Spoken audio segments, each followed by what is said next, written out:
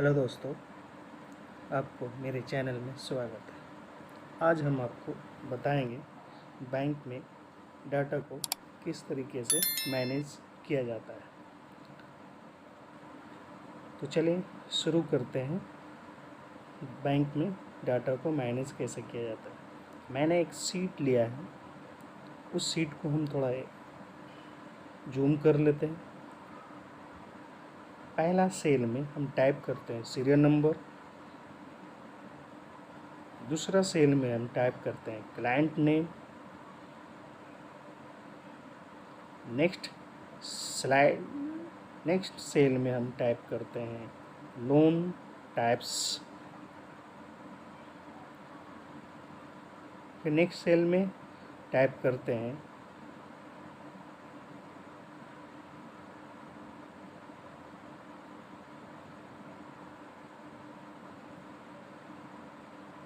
Rate of interest, फिर next cell में duration, EMI, total amount और इंटरेस्ट अमाउंट। अब सेल को हम अरेंज कर लेंगे, पर्टिकुलर सेल को सिलेक्ट करके ऊपर से हम डबल क्लिक करके।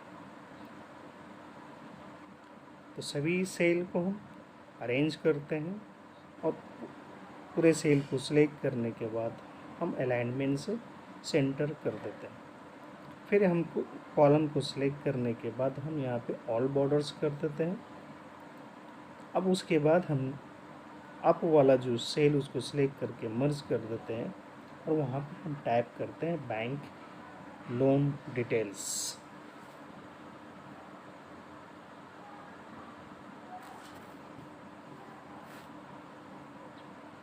फिर इसे हम बोल्ड कर देते हैं और इसमें हम कलर को फिल कर देते हैं। उसको नेक्स्ट जो सीरियल नंबर का सीट है उसे हम फिर दूसरे कलर को फिल कर देते हैं, बोल्ड कर देते हैं और फिर हम सेल को अरेंज कर देते हैं।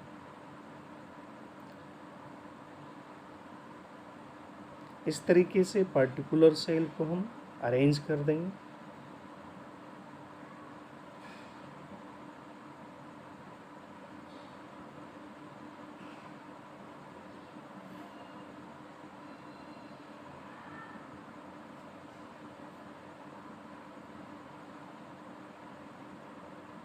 अब सीरियल नंबर में इनपुट करेंगे 1 और 2, दोनों सेल को सिलेक्ट करने के बाद ड्रैग कर देंगे। उसके बाद फिर हम अलाइनमेंट से सेंटर कर देंगे। अब यहाँ पे क्लाइंट नेम इनपुट करेंगे।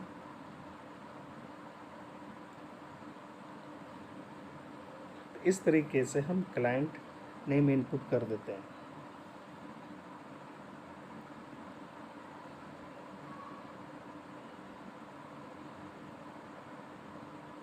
अब लोन टाइप्स को हम इनपुट करते हैं। लोन हर तरह के होते हैं, जैसे car loan, personal loan, home loan,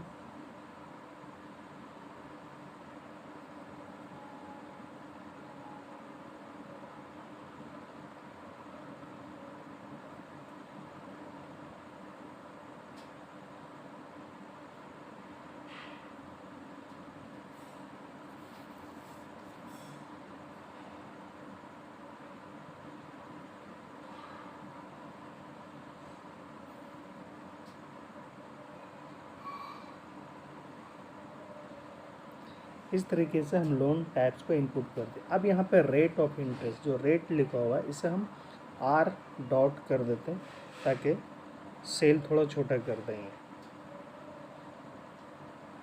अब यहाँ पे जो लोन का टाइप है, हर लोन का टाइप अलग अलग बैंक इंटरेस्ट लेता है। जैसे कार लोन का अलग इंटरेस्ट होता है, पर्सनल लोन का अलग होता है, होम लोन का अलग होता है। हम यहाँ पे कार लोन का 12% इंटरेस्ट देते हैं, पर्सनल लोन का 11% लेते हैं, होम लोन का 10% लेते हैं। आगे सब हमें इनपुट कर देते हैं रेट ऑफ इंटरेस्ट को।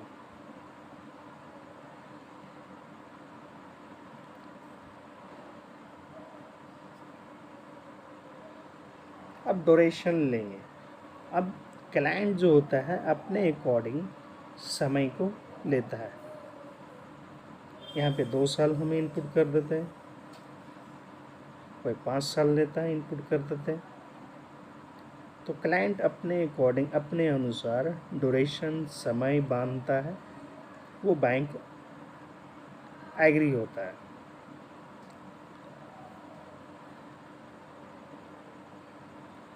अब यहाँ पे एक कॉलम इंसर्ट करना है लोन टाइप्स के बाद। इस तरीके से इंसर्ट कर देंगे। अब क्लाइंट जो होता है कितना लोन लेना चाहता है वो हम लिखेंगे यहाँ पे। तो लिखना है यहाँ पे लोन अमाउंट। लोन अमाउंट लिखने के बाद अब क्लाइंट जो होता है अपने अनुसार बैंक से लोन लेता है। जिस क्लाइंट को जितना ज़रूरत होता है वो बैंक से लोन अप्लाई करता है। तो यहाँ पे कार लोन है 1 लाख रुपये लिया, पर्सनल लोन यहाँ पे 5 लाख रुपये लिया, होम लोन के लिए 8 लाख रुपये अप्लाई किया, कार लोन के लिए अपना 4 लाख रुपये अप्लाई किया। इस तरीके से पर्सनल लोन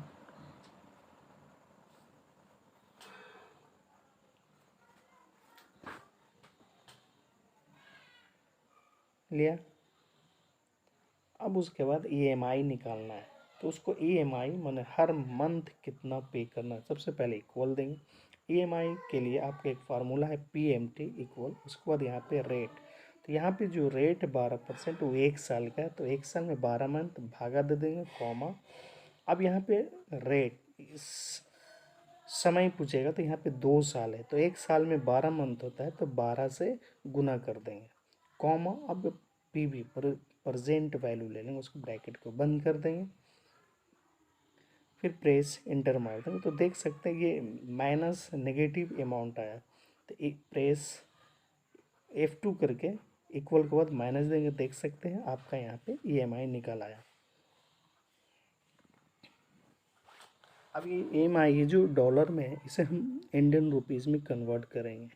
कन्वर्ट करने के लिए आपको फॉर्मेट सेल पे जाना पड़ेगा। फॉर्मेट सेल के बाद आपको करेंसी चूज करना पड़ेगा।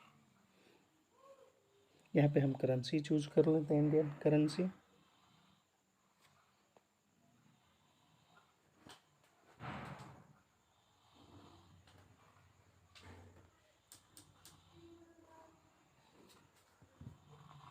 तो देख सकते हैं इंडियन का। अब यहाँ पे टोटल अमाउंट निकालेंगे।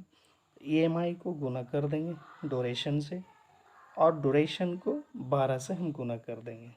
तो देख सकते हैं यहाँ पे टोटल अमाउंट निकल आया। उसको ड्रैग कर देंगे तो सारे क्लाइंट का टोटल अमाउंट निकल। अब यहाँ पे इंटरेस्ट, टोटल अमाउंट माइनस जो लोन है उसे हम माइनस कर देंगे। तो इस तरीके से फिर ड्रैग कर देंगे तो टोटल क्लाइंट का इंटरेस्ट अमाउंट निकल आएगा।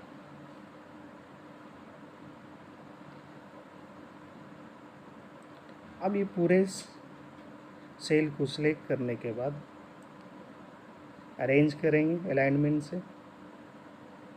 बोल्ड कर देंगे यहाँ पे। अब कुछ हम क्लाइंट को और इनपुट करते हैं, इसे ड्रैग कर देंगे।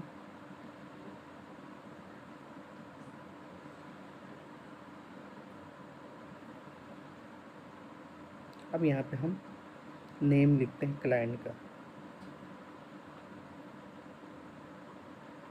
कौन सा लोन अप्लाई करेगा, अमाउंट यहाँ पे इनपुट कर देते हैं,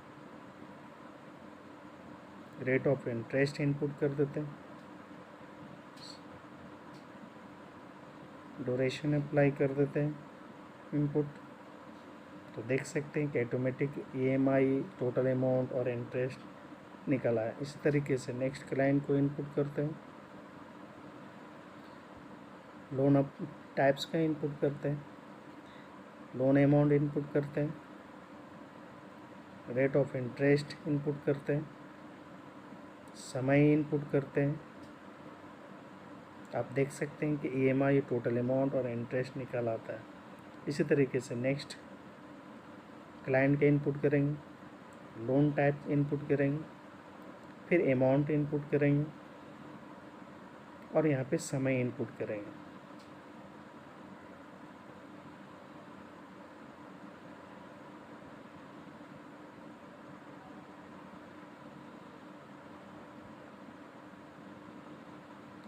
देख सकते हैं यहाँ पे समय इनपुट करने के बाद EMI और टोटल अमाउंट सेल को सिलेक्ट करने के बाद फिर यहाँ पे अलाइनमेंट से अरेंज कर देंगे, बोल्ड कर देंगे।